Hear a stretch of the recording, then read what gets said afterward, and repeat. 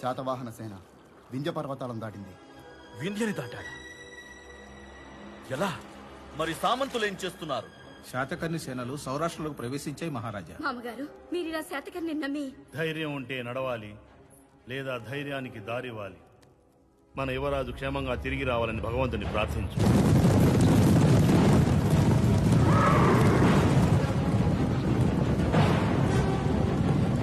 నహపానుడితో యుద్ధానికి శాతకర్ణి బయలుదేరాడు. ఎవడి చావు ఎవడి చేతుల్లో ఉందో వాడి చావు నా చేతుల్లో ఉంటుంది.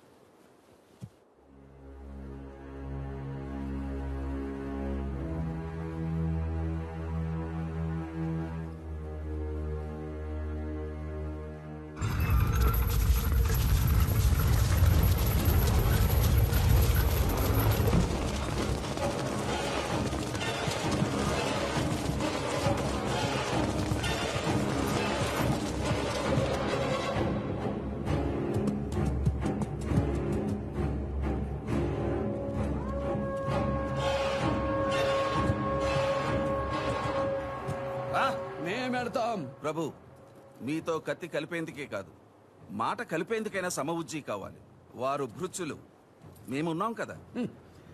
మాకు సమానుండి కనగలిగే తల్లిదండ్రులు ఇంతవరకు ఈ భూమి మీద పుట్టలేదు హిరణ్య. బిడ్డను అడిగింది నన్ను, బదులు చెప్పాల్సింది నేను.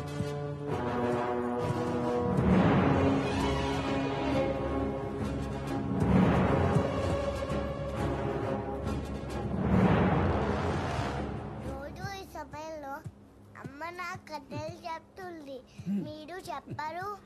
మనం కథలు చెప్పకూడదు పుల్లమ్మా, మన కథలు జనం చెప్పుకోవాలి.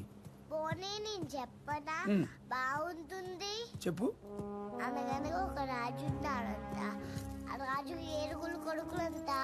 ఏరుగులు వేటకెళ్ళి 7 చేపలు తెచ్చాడంట.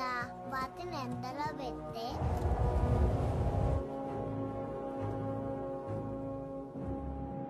మాటని గౌరవించి మీ కొడుకుని తెచ్చినందుకు అభినందనలు.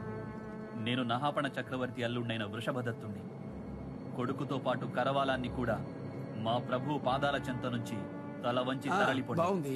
ఆ 7 చేపలు ఎండేశారు, ఒక చేప ఎందుకు ఎండలేదు చెప్పు. ఓ చేప ఎండలే ఎంత?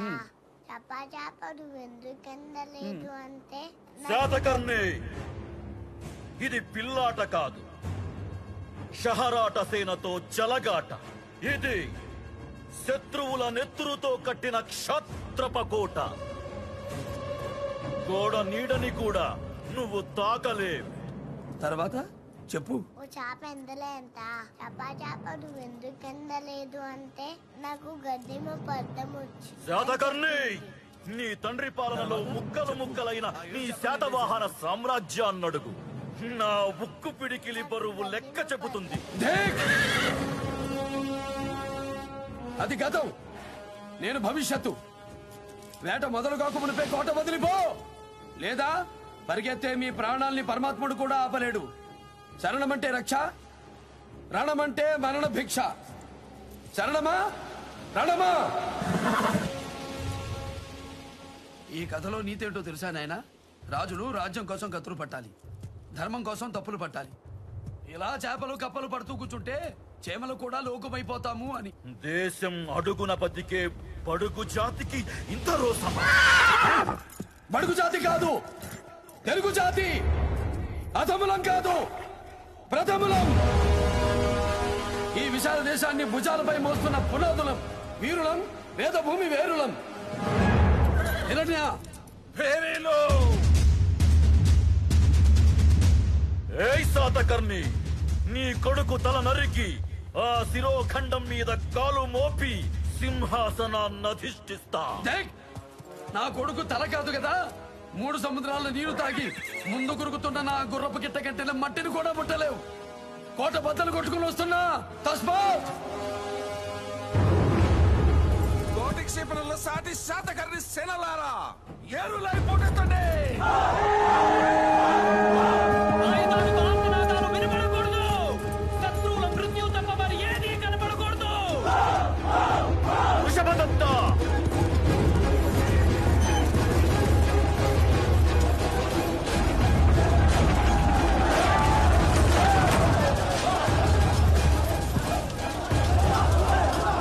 రక్కలవుతున్న వైరుల వక్షస్థుల శబ్దాలకు దిక్కులు పిక్కటిల్లాలే. విజయం మనదే. జై హో